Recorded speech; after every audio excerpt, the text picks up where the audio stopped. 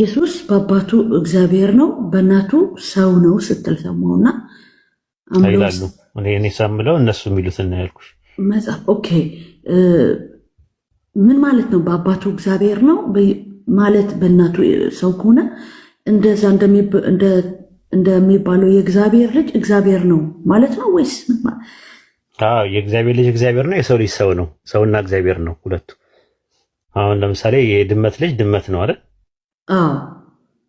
በቃ እንደዛ ማለት ነው። የአይጥ ልጅ አይጥ ነው ማለት ነው። የእግዚአብሔር ልጅ እግዚአብሔር ነው። እግዚአብሔር ነው። እግዚአብሔር የሰው እናት ምንድን ናት? ሰው ናት። የድመት እናት ምንድን ናት? ድመት። የእግዚአብሔር እናት ምንድን ናት? የእግዚአብሔር እናት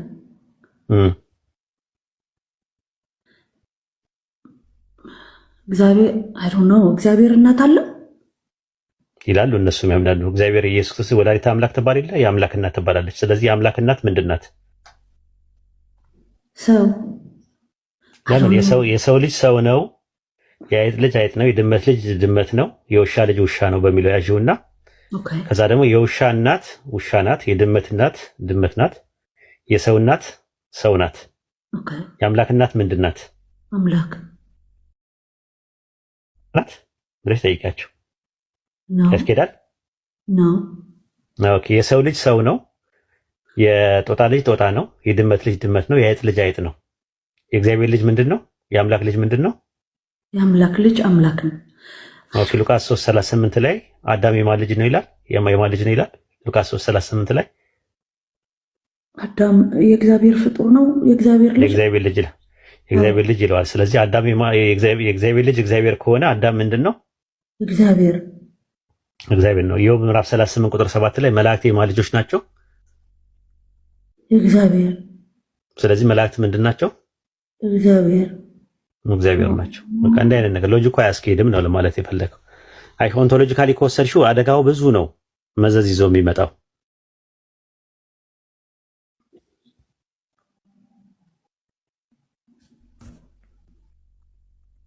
ግልጽ ነው።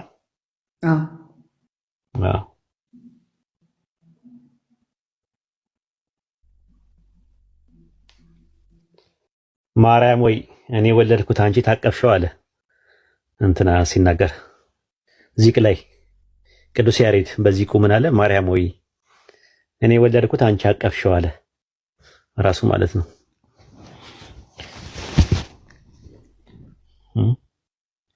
ያ ሙሽራ እኮ ናት ማርያም ታውቂያለሽ? ያ ሙሽራ ናት ይላል ራሱ። ሚስትም ተብላለች ራሱ፣ ግን አይነግሩሽም። እሱም በገዝ እየተደበቁ ስለማይናገሩ ነው። ያ ሚስት ተብላለች ራሱ። ሰዓታት ላይ ታታታውሽም። ምናልባት አንቺ ግዝ ትችላለሽ። ሰላም ለኪ ማርያም እስመ ኮንኪ ለአብ ማአርቱ ለወልድ ወላዲቱ ይላል። ሰላም ለኪ ማርያም እስመ ኮንኪ ለአብ ማአርቱ፣ ለአብ ሚስቱ ነሽ፣ ለወልድ ደግሞ ወላዲቱ፣ ለወልድ ደግሞ እናቱ ነሽ ይላል። ወለመንፈስ ቅዱስ ጽርሐ ቤቱ ይላል ራሱ ማለት ነው። ሰላም ለኪ ማርያም እስመ ኮንኪ ለአብ ማአርቱ ለወልድ ወላዲቱ እያሉ ነው የሚናገሩ ማለት ነው ራሱ ማለት ነውና በእነዚህ አይነት መልኩ እንትን ይላሉ። መልክ በእንተ እግዚእትነ ለም ተረገ ስጋኪ ይላል። ሰላም ለኪ ማርያም ለአብ ማአርቱ ስብሐት ይላል። መጽሐፈ አርጋኖን ምዕራፍ 1 ቁጥር 10 ላይም የአብ ሙሽራ የምትሆን የእመቤታችን ምስጋና ለመጻፍ እንጀምር ይላል። የአብ ሙሽራ ናት ወልድን የወለደችለት ማለት ነው። እንትናም ቱርቱሊያም እንደዛ ነው። ሞኖጎሚ የሚባለው መጽሐፍ ላይ ምዕራፍ 8 ላይ እንደዛ ነው የሚናገረው። ማርያም ሁለት ነገር ናት አለ። was both virgin and wife of one husband ድንግልም ናት እና ደግሞ ለአንድ ባል ሚስት ናት ይላል። ብዙ አለ።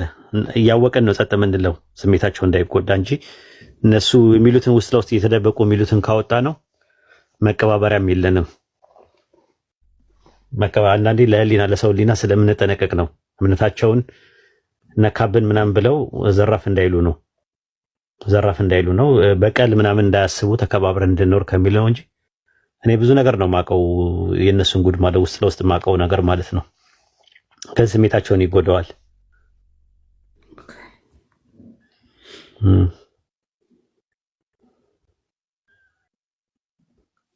ከማርያም የሆነው ከሰው የሆነው ማን ነው?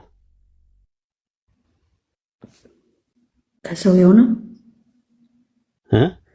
የሆነው ማን ነው? እግዚአብሔር አብ ነው፣ እግዚአብሔር ወልድ ነው፣ እግዚአብሔር መንፈስ ቅዱስ ነው። እግዚአብሔር ወልድ ነው ማለት ነው። ሰው ያልሆኑ ደግሞ ስንት እግዚአብሔሮች አሉ? የቀሩ ሁለት አሉ ማለት ነው። ለዛ ነው አብርሃም ቤት የገቡት እግዚአብሔሮች አጋዕዝተ ዓለም ይባላሉ። አጋዕዝተ ዓለም ታውቂያለሽ? ነው።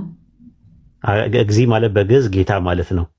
አጋዕዝት ማለት ደግሞ ጌቶች ማለት ነው። አብርሃም ቤት የገቡ ዓለምን የሚገዙ ጌቶች አሉ። ሶስት ናቸው። እግዚአብሔር አብ አንዱ እግዚአብሔር ነው፣ እግዚአብሔር ወልድ ሁለተኛው እግዚአብሔር ነው፣ እግዚአብሔር መንፈስ ቅዱስ ሶስተኛው እግዚአብሔር ነው ይላሉ። ሐምሌ 7 ለሚከበረው የሥላሴ ዓመታዊ በዓል ዋዜማ ላይ ሐምሌ 6 ላይ እንዲህ የሚል እንትን አለ። ነአምን ወነአምልክ በአሐዱ እግዚአብሔር እምቅድመ ዓለም ሀሉ። ትርጉሙም ከዓለም በፊት በነበረ በአንዱ እግዚአብሔር እናምናለን እናመልካለን። ወነአምን በአካሉ እግዚአብሔር ዘበምልክናሁ ለአብ ይመስሎ፣ በአምላክነቱ አብን በሚመስል በሁለተኛው እግዚአብሔር እናምናለን። ወነአምን በሳልሱ እግዚአብሔር መንፈስ ቅዱስ ዘይመልክ ሁሎ፣ ሁሉም በሚሞላ መንፈስ ቅዱስ በሶስተኛው እግዚአብሔር እናምናለን ይላል። ይታይሻል። በአንዱ እግዚአብሔር እናምናለን። አንዱ እግዚአብሔር ማን ነው? አብ። ሁለተኛው እግዚአብሔር ማን ነው? ወልድ ካሉ እግዚአብሔር። ሳልሱ እግዚአብሔር ሶስተኛው እግዚአብሔር ማን ነው? መንፈስ ቅዱስ ብሎ ነው ያስቀመጡት ማለት ነው። እና ምናልባት እየዋሻው ነው እኔ እስቲ እናዳምጣቸው።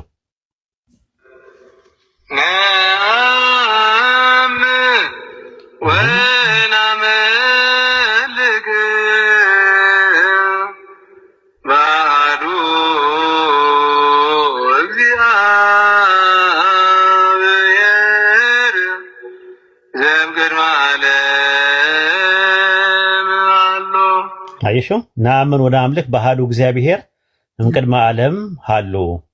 ዓለም ከመፈጠሩ በፊት በአንዱ እግዚአብሔር እናምናለን እናመልካለን። አንዱ እግዚአብሔር። ተመልከች፣ ቀጥል።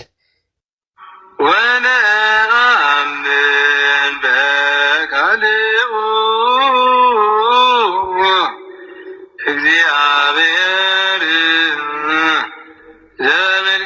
ዘምልክናሁ ለአብ ይመስሎ። በሁለተኛ ምን ይላል? ወነአምን በካሉ እግዚአብሔር፣ በሁለተኛው እግዚአብሔር እናምናለን። ዘምልክናሁ ለአብ ይመስሎ፣ አብን በሚመስል በሁለተኛው እግዚአብሔር እናምናለን አለ። ወነአምን ካለ በኋላ ወ ማለት በግዕዝ ልክ እንደ አረብኛ ነው እና ማለት ነው። ልክ ቨ እንደምንለው በዕብራይስጥ። ሶስተኛውን ደግሞ አዳምጡት። ወነአምን በሳልሱ እግዚአብሔር መንፈስ ቅዱስ ዘይመልክ ሁሎ ምንዳን። ወነአምን በሳልሱ እግዚአብሔር መንፈስ ቅዱስ ዘይመልክ ሁሎ፣ ዓለምን ሁሉ በሚሞላ በሶስተኛው እግዚአብሔር እናምናለን ብሎ ነው ያስቀመጡት። እና በዜማ ሐምሌ አያውቁም ብለው ነው። ቅኔ ማህሌት ውስጥ የተቀረጸውን እኔ ቪዲዮ ራሱ ቀርጬያቸዋለሁ። ራሱ ቅኔ ማህሌት ውስጥ ነው የምነግራቸው። ያው ስሙት።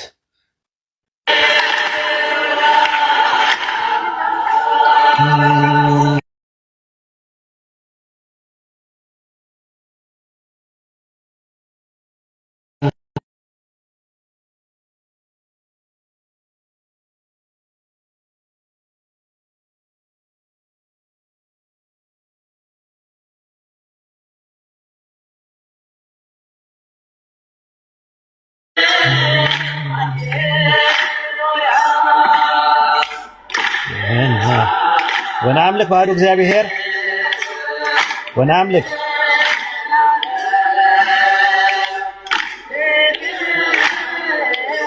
በአሐዱ እግዚአብሔር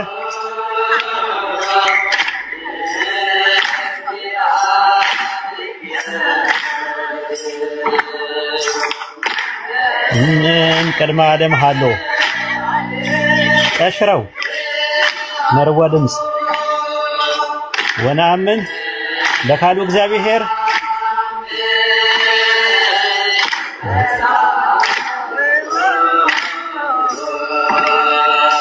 ወበምላኩ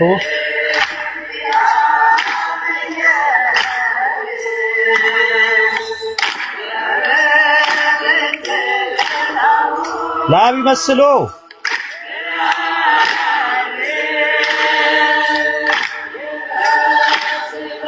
ወነአምን በሳልሱ እግዚአብሔር ተቀበል።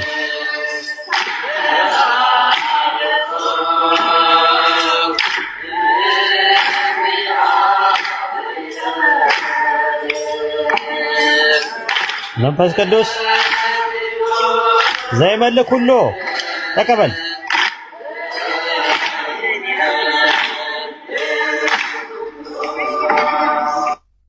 ያልሽ ጓል መቀሌ እኔን የሚጠሉኝ ስሜን የሚያጠፉት የተሽለጠለጡና የተርመጠመጡ ውስጥ ለውስጥ የተለያየ ነገር ደባና ተንኮል የሚያደርጉት ኦርቶዶክሶች በተለይ ማለት ነው። ፕሮቴስታንቶቹ ጋር ብዙም ባይዳፈሩ እንዲህ አይነት ነገር የሚያደርጉት ይህን ምስጢራቸውን ስለማቅ ነው። ምንም አድርጌ አይደለም። አንዴ የሚያሰልመው ገንዘብ እየሰጠ ነው ይላሉ። አንዴ የራቁት ፎቶ እየያዘ ነው ይላሉ። እሺ ሴቶቹስ የራቁት ፎቶ ተያዘባቸው፣ ወንዶቹ በምን ይሆን የሚሰልሙት? ይሄንን ነገር አውቃለሁ እኔ ውስጡን አውቀዋለሁ። ለዛ ነው እኔም ብዙ ነገር ይቅር ምለው። ለዛ ነው ይቅር በቃ ህሊናቸውን እንዳልጎዳቸው ከሚለው አንጻር እንጂ ስለ ስላሴ ካወራው አንድ ኦርቶዶክስ አይተርፋትም። አምላካችን ያለ መለየት ሶስት ነው ይሉና እዚህ ጋር ደግሞ መተው አይ አንድ ነው አንድ እግዚአብሔር ነው ይላሉ። ሃይማኖተ አበው ምዕራፍ 99 ቁጥር 11 ላይ ተመልከቱ። አምላካችን ያለ መለየት ሶስት ነው እያሉ እዚህ ጋር ደግሞ አሁን መተው ሊሸውዱኝ ይፎክራሉ። እዚህ ሰው ያነብብ ብለው ሰይፈ ሥላሴ ዘቀዳሚት ምዕራፍ 7 ቁጥር 68 ላይ ለመለኮት ሶስትነት ምስጋና ይገባል። መለኮት ምንድን ነው? ሶስትነት አለው። ሰይፈ ሥላሴ ዘረቡ ምዕራፍ 4 ቁጥር 31 ላይ መለኮት በአካል ሶስት ነው። መለኮት ሶስት ነው። በምን? በአካል ሶስት ነው። ሰይፈ ሥላሴ ዘሰኑይ ምዕራፍ 2 ቁጥር 42 ላይ በጽርሐ አርያም ለሚኖር ሶስት ለሚሆን አምላክ ሰላምታ ይገባል። ሶስት ለሚሆን አምላክ ሶስት ከዛ በኋላ አንድ ነው ይሉኛል። ዘዳግም 13:7 ላይ አንተም አባቶችም የማታውቃቸውን ሌሎች አማልክት እናምልክ ብሎ ቢጠራ አትስማው ይላል። አብርሃም አያውቀውም፣ ይስሐቅ አያውቅም፣ ያዕቆብ አያውቅም፣ አይሁዳኖች አያውቁም። ምን ነው ሶስት አካል ሳያመልኩ ሞቱ እነዚህ ሁላ ሰዎች? ምን ነው እንዴት እንትን አሉ ራሱ ማለት ነው። ከዓለም በፊት በነበረ በአንዱ እግዚአብሔር እናምናለን እናመልካለን። ወነአምን በካሉ እግዚአብሔር ዘይመክል ነው ለአብ ይመስሎ በአምላክነቱ አምን በሚመስል በሁለተኛው እግዚአብሔር እናምናለን። ወነአምን በሳልሱ እግዚአብሔር መንፈስ ቅዱስ ዘይመልክ ሁሉም በሚሞላ በመንፈስ ቅዱስ በሶስተኛው እግዚአብሔር እናምናለን። በሶስት ሁለተኛ እግዚአብሔር ሶስተኛ እግዚአብሔር እያልክ እየነገርከኝ ከዛ በኋላ መተህ ለእኔ እግዚአብሔር አንድ ነው ሶስት አንልም ብለህ ልሸውደኝ ትሞክራለህ እንዴ? አትችልም። እኔ ጋር ስላሴን ቀና ብለህ ማውራት አትችልም። ገድለ እስጢፋኖስ ዘወራ መጋቢት ምዕራፍ 6 ቁጥር 2 ላይ እዩት። ያለ አጋዕዝተ ዓለም ስላሴ ቅጠል እንኳን ከግንዱ ለዘይቶ አይደገፍምና አለ። አጋዕዝተ ዓለም አጋዕዝት ማለት ጌቶች ማለት ነው። የእግዚ ብዙ ቁጥር ነው። ሰይፈ ሥላሴ ዘሐሙስ ምዕራፍ 5 ቁጥር 22 ላይ እንደዛ ነው። ሶስት ልዑላን ገዢዎች፣ ሶስቱ ጌቶች ተመልከቱ። ሶስቱ ጌቶች መጽሐፈ እንዝራ ስብሐት ምዕራፍ 11 ቁጥር 9 ላይ በአንቺ ሶስቱ ጌቶች የተጠለሉብሽ ሰለስቱ አጋዕዝት ሶስቱ ጌቶች ሶስት ጌታ እያመለክ እኔ ጋር መተህ ላጭንና ቅርሻትን ልታዝረከርክብኝ አይገባህም። ሐሳብ ነው ያቀረብኩት። ሐሳብ ላይ ሞግት። ሐሳብ ነው ያቀረብኩት። ሶስት ጌቶች ይላል። ይኸው መጽሐፎቻችሁ እንደዛ ይናገራል። ወይ አቃጥሉት ያለውን ነገር። እኔ ባይብል ይናገራል እንደዛ ብዬ አይደለም ብለው። ይኸው መጽሐፍቶቻችሁ እንዳለ ሶስት ጌቶች እያለ ይናገራል። ወይ አቃጥሉት ወይ ደግሞ ተዉት። ትክክል ካልሆነ ከጥንት ጀምሮ የነበረ መጽሐፍ አባ ጊዮርጊስ ዘጋስጫ ኢትዮጵያዊ ቄርሎስ እየተባሉ የሚባሉ ምን ታርጉታላችሁ? መጽሐፈ እንዝራ ስብሐት፣ መጽሐፈ ምስጢር፣ የዶግማ መጽሐፍ ከነሱ ላይ እኮ እየጠቀስኩኝ ያለሁት ያሬድም ልታረጉት ነው። ከረሱል ሰለላሁ ዐለይሂ ወሰለም መወለድ በፊት እኮ የነበረ ነው። ራሱ በ520 ላይ ነው ይሄን የደረሰው። ግዕዝ እዝልና ሐራራ የሚባል ነገር ሲደርስለት ያኔ ነው ይሄን ነገር ዚቅ እንትን ብሎ ያመጣው ማለት ነው። ዚቅ ብሎ ያስቀመጠው ማለት ነው በኦርቶዶክስ ማለት ነውና ይሄ ምንድነው ያለው? ዚቅ ነው። በዚቅ ላይ ታገኙታላችሁ። ሐምሌ 7 ነው የሥላሴ ዓመታዊ ዋዜማ ላይ የሚደረገው ዜማ ነው። ነአምን ወነአምልክ በአሐዱ እግዚአብሔር ዘእምቅድመ ዓለም ሀሉ ከዓለም በፊት በነበረው በአንዱ እግዚአብሔር እናምናለን። ወነአምን በካሉ እግዚአብሔር በሁለተኛው እግዚአብሔር እናምናለን። ሶስተኛ ደግሞ በሳልሱ እግዚአብሔር ወነአምን በሳልሱ እግዚአብሔር በሶስተኛው እግዚአብሔር። ከዛ እኔ ጋር ትመጣና አንድ እግዚአብሔር አለ የለም። እንደዛ ነው። ሶስት እግዚአብሔሮች ናቸው ያሉት። እግዚአብሔር አብ፣ እግዚአብሔር ወልድ፣ እግዚአብሔር መንፈስ ቅዱስ። ጋድ ዘ ፋዘር፣ ጋድ ዘ ሰን፣ ጋድ ዘ ሆሊ ስፒሪት። ማን ነው ከማርያም ሰው የሆነው? ጋድ ዘ ሰን የሚባለው ጋድ ዘ ፋዘር እና ጋድ ዘ ሆሊ ስፒሪት የሚባሉት እግዚአብሔር አብና እግዚአብሔር መንፈስ ቅዱስ የሚባሉ ሁለት የቀሩ አሉ። አምላክ ያሉን አብና መንፈስ ቅዱስ ደግሞ አምላክ ናቸው። በእናንተ ትምህርት ሲሞትም ዓለምን ሲቆጣጠሩ የነበሩ ሁለቱ ናቸው፣ የቀሩት ናቸው። አንዴ ሁለት ያልሞቱ አሉ። እንዲህ አይነት ትምህርት ይዘህ እንዴት ነው እስልምና ላይ መተህ የምትሳደበው? እንዴት ነው የምታብጠለጥለው፣ የምታበሻቅጠው፣ የምታነውረው? እስልምና ላይ መተህ እኛ ሐሳብን ያቀረብነው በቃ የምታምኑበትን ነገር ነው። አይ ካለ ይሄ መጽሐፍቶቻችሁ ነው ወይ ያቃጥሉት ወይ ጣሉት። አይ ባይብል እንደዛ አይልም እሰየው ይበል የሚያስብል ነው። ባይብል ምንድነው የሚለው? ዘዳግም 6:4 ላይ፣ ማርቆስ 12:29 ላይ እስራኤል ስማ ጌታ አምላካችን አንድ ጌታ ነው። እውነት ነው። በቃ ይሄንን ነው። ይሄ የኛ ትምህርት ነው። ኑ ወደኛ። የዓለም ህዝብ 2 ቢሊዮን ክርስቲያን ከ2 ቢሊዮን ውስጥ 1.7 ቢሊዮኑ በስላሴ ያምናል። እነ ጆባይትነስ እነ ኦሊጂሰስ እነ ሞርሞን ምናምን የሚባሉ አድቬንቲስት እንኳን በስላሴ ያምናል የሚባሉት በአጠቃላይ በስላሴ የማያምኑ ጥቂት ቁጥር ነው ያላቸው። እንዳለ ትልቁ ክርስትና በስላሴ ትምህርት ተጠምደዋል ራሱ ማለት ነው። ስላሴ በሚባል ትምህርት ተጠምደዋል። እና ክርስትና ትክክል ነው ብለህ እንዳትለኝ። ሶላ ስክሪፕቸር ነኝ ትላለህ ለጊዜው፣ ባይብል ብቻ ነው የምንቀበለው ትላላችሁ። ግን ክርስትና የሚለውን ቃል በ110 የአንጾኪያ አግናጢዮስ ነው ለመጀመሪያ ጊዜ ክርስትና ብሎ ሲሰየመው ኮይን ያደረገው። ክርስትና ትምህርቱ ምንድነው? ስላሴ ነው፣ ተሰጎት ነው፣ ሃይፖስታቲስ ዩኒየን፣ ኮሰብስታንሻል ምናምን ነገር ባይብል ላይ የሌሉ ፍልስፍና ከግሪክ የተወሰደ የተቀዳ ፕላቶኒክ አንደርስታንዲንግ፣ አሪስቶቴሊያን አንደርስታንዲንግ። በነገራችን ላይ አንድ ነገር ልንገራችሁ። ትርጉም የሚባለው ሄርሜኔቲክስ የሚባል ነገር ታውቃላችሁ? ስነ አፈታት ጥናት ይባላል። ሄርሜስ የሚባል አምላክ አለ ታውቃላችሁ? ሄርሜስ ሜርኩሪ ይባላል በሮማያኖች። ሄርሜስ የሚባለው መሀል ላይ ነው፣ ተርጓሚ ነው፣ እየመጣ የሚያስተረጉም ነው። ራሱ ከሰማይ እየመጣ ያስተረጉማል ራሱ የሄርሜስ የሚባለው ማለት ነውና ሄርሜኔቲክ የሚባለው ነገር የመጣው እሱ ነው። ኢቭን አተረጓጎማቸውም ራሱ ፕላቶኒክና አሪስቶቴሊያን የሚባል ናቸው። የአርስጣጣሊስና የአፍላጦን የሚባል ነው አተረጓጎማቸው ራሱ ያለው ማለት ነው። ሄርሜስ የሚባል አምላክ አለ በደንብ ብታዩት። እና አንገሎስ የሚባለው ነው ስሙ ራሱ ማለት መልአክ ይባላል ራሱ ማለት ነውና መልአክ ይባላል። ያ መልአክ መቶ ምንድነው የሚያደርገው? ሄርሜስ የሚባለው በሮማ ሜርኩሪ ይባላል። ሄርሚኒዮስ የሚባለው ተርጓሚ ማለት ነው ራሱ። ሄርሜኔቲኮስ ማለት ስነ አፈታት ጥናት የሚሉት የአማልክቱ ተርጓሚ ነውና መልእክተኛ ነው። አማልክቱ ሲልኩት አንጌሎስ ይባላል እሱ ራሱ። ወንዱ የዜኑስና የማያ ልጅ ነው ራሱ። አንጌሊያ ትባላለች ሴትየዋ ደግሞ የምትላከዋ ሴቷ የዜኑስና የሄራ ልጅ ናት። በጣም ዱርዬ ነበር ይሄ ዜኑስ ብትመለከት። ዜኑስ ማያንና ሄራን ነው ያገባው። ከማያ ማንን ወለደው? ሄርሜስን ወለደው ራሱ። አንጌሊያን ደግሞ ከማን የወለዳት? ከሄራ ነው የወለዳት ራሱ ማለት ነው። እህቱ ናት ለአንጌሎስ። አንጌሎስ ደግሞ ማን ነው? ሄርሜስ የሚባለው ማለት ነው። መልአክ ነው፣ መልእክተኛ ነው ማለት። ሄርሜቲክስ የሚባለው ነገር ከዛ ነው የመጣው ማለት ነው። ኤስተርን ትራዲሽን አሌክሳንድሪያ የሚባለው ትራዲሽን ራሱ የፕላቶኒክ አንደርስታንዲንግ ነው ያላቸው ኢንተርፕሬት ሲያደርጉ የግሪኩ ማለት ነው። አንጾኪያ ትምህርት ቤት ውስጥ ደግሞ የዌስተርኖች የሚባሉት ደግሞ ትምህርት ቤት ውስጥ ደግሞ ያለው የአርስቶትል ነው ራሱ የያዙት። አተረጓጎማቸውም የእምነቱ ስራቸው የበቀለው ነገር ከአይሁድ አይደለም የበቀሉት። እነዚህ ከፓጋን ነው፣ ግሪክ ወሮም ነው ራሱ እንትን ያሉት ማለት ነው። አልጎሪካልም አክቲቭ ፓሲቭ ኢንፋሊቢሊቲ ምናምን የሚባል ትምህርታቸውም እንዳለ አጠቃላይ የተወሰዱት ከግሪክ ነው የተወሰዱት። ከዛ የበቀሉ ናቸው ራሱ ቸርች ፋዘርስ የምትሏቸው አብዛኛውን።